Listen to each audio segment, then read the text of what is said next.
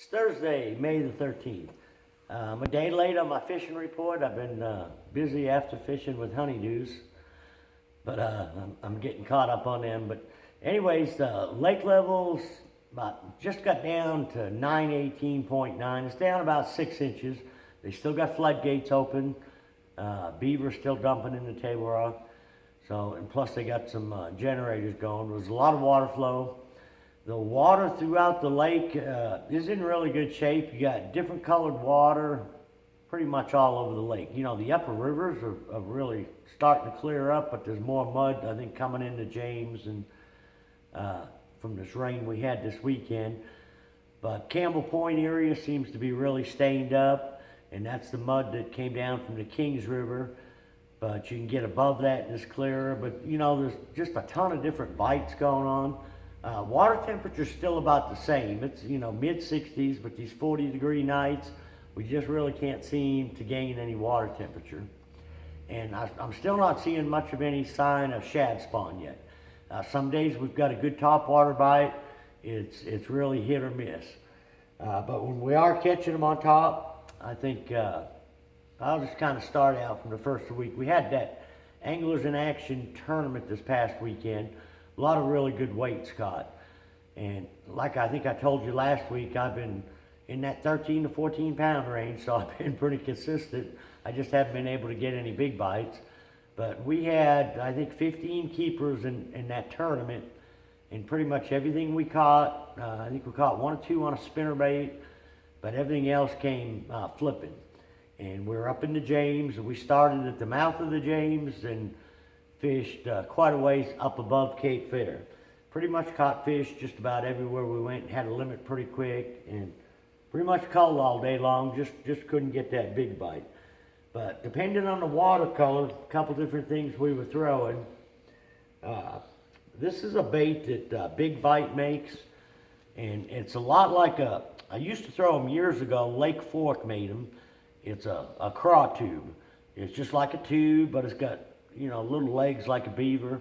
I'm usually pegging it with a bobber stopper, 5/16 weight, 20 pound Sun FC Sniper line. If you notice on this line, about every 3 foot, it's chartreuse.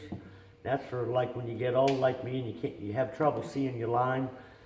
Sun makes this line, which is pretty slick. So, you know, usually what you want to do is you want to tie right here to chartreuse. Then you've got about 3 foot of clear line before it goes to chartreuse. But sometimes when you're having trouble seeing your line, like in low light conditions, it really helps me. And the bite has been so light, a lot of times the fish are just, you know, picking the bait up and swimming with it. But anyways, I've been throwing this craw tube. I've been throwing a beaver style bait. This is a Reaction Renovations. I've been throwing a Strike King structure bug and 5 Fish Lures Ultimate cover jig.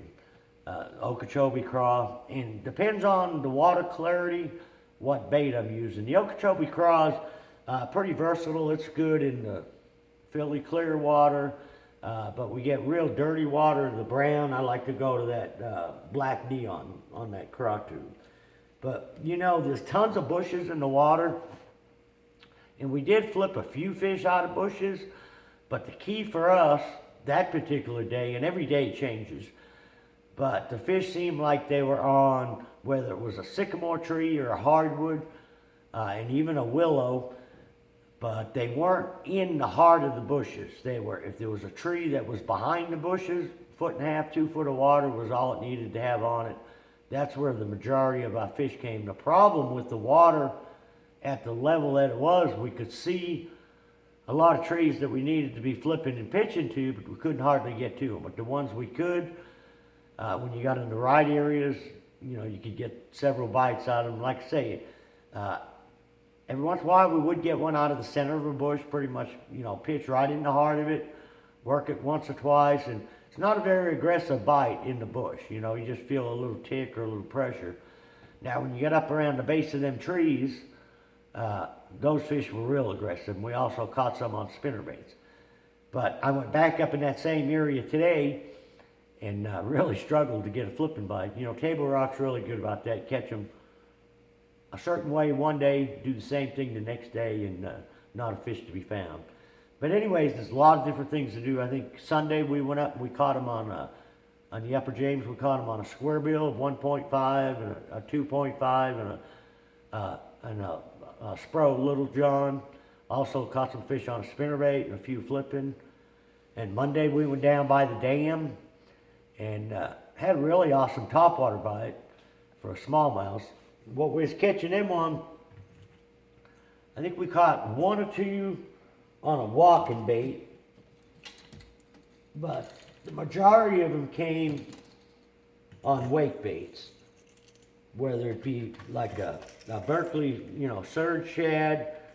This is a storm jointed thunderstick. This is a Spro. Whoa, really sharp hooks too. It's not a jointed, but it's a little wake bait. Works really well, but it seemed like the majority of the bites came on the wake baits where we could work it real slow.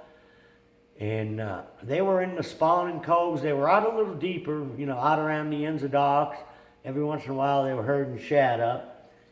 And a couple fish, when it got real windy, too rough to throw the surge shad where the waves got too big.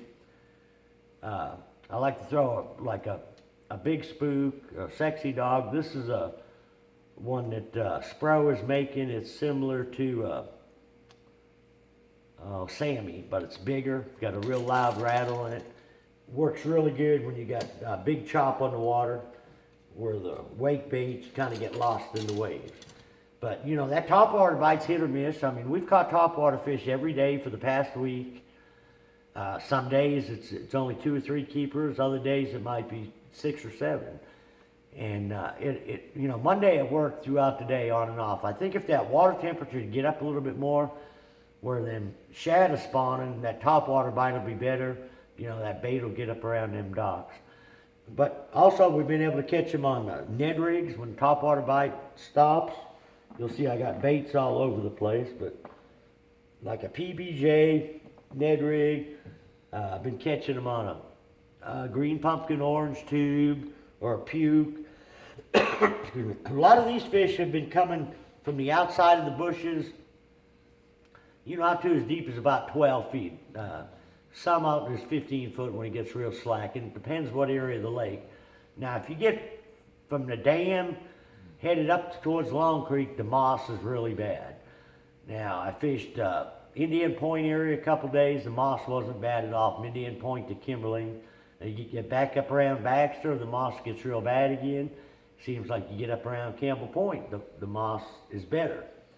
So, a lot of times where the moss is real bad, I've been catching some fish on a little 4-inch smoke with red flake chompers, and it's on a 1/4 ounce big bite head. Now the fish, if you can fish the bottom, the Ned rig will work good, but I've also been throwing a lot of different baits on a swing head. This has got a Zoom Magnum, the Zoom Mag Finesse Worm, watermelon red. Another bait, what's pretty good about this, you can throw like a biffle bug, you can throw a beaver on it. This particular rod, I was fishing this today, it's got like a baby brush hog on it. So, it's a pretty versatile rig. You can keep it on the bottom, cover a lot of water with it. As far as out there deeper yet, I still haven't found very many fish out there real deep. I am finding like a lot of our topwater and swim bait fish, they're out there over deep water, suspended. And I think the majority of the fish are done spawning. There might be a few left, but I haven't seen any new ones coming up when I've been down in the clear water. And most of the fish we're catching are starting to bite a little bit better. They're feeding up after the spawn. And, a lot of them are pretty lean. But, we have caught some really good smallmouths. 3 pound, 3 1/4 pound smallmouths, and a lot of other keepers. But you will catch a lot of Kentuckies and smallmouths that'll, 15, 16 inches long. But they're pretty lean, but they'll get chunked back up. They're just resting up after the spawn. But they're an absolute ball to catch, I'll catch 16, 17 inch smallmouth all day, especially on light line. It's a lot of fun. But, there's not I'm really having to mix it up today. I went up to James and really struggled. Tomorrow I'm probably going to go Campbell Point to Shell Knob, but it seems like, down lake, like I said, we got on a good topwater bite Monday, went back up there to do it again Tuesday. Couldn't hardly get a bite any place. We got bit the day before, but we, had to pick up the Ned rig and the tube. And a lot of those fish are, out there on gravel points, secondary points, just outside of the spawning areas. And like I say, I'm starting to see a lot more fish out there suspended. We've caught some on a jerkbait and a swim bait. I haven't got on a real good, strong swim bait bite yet, but I've been throwing like a bigger swimmer, like a 4.8, 3.8 to 4.8, trying to get some bigger fish. The little 4-inch grub or 2.8, we can catch some smaller fish and some keepers, but we've kind of been hunting around trying to find some of them post-spawn largemouth out over the timber. But yeah, like I say, there's a lot of different things going on. It's still not easy. Seems like it's real easy when they bite and you get into a group of them, you'll catch a lot of them. But you might have to go an hour or two till you find that special spot. And then the next day, that special spot seems like it's no longer. So just got to keep a line wet, keep on fishing till. So till next week, good luck, good fishing.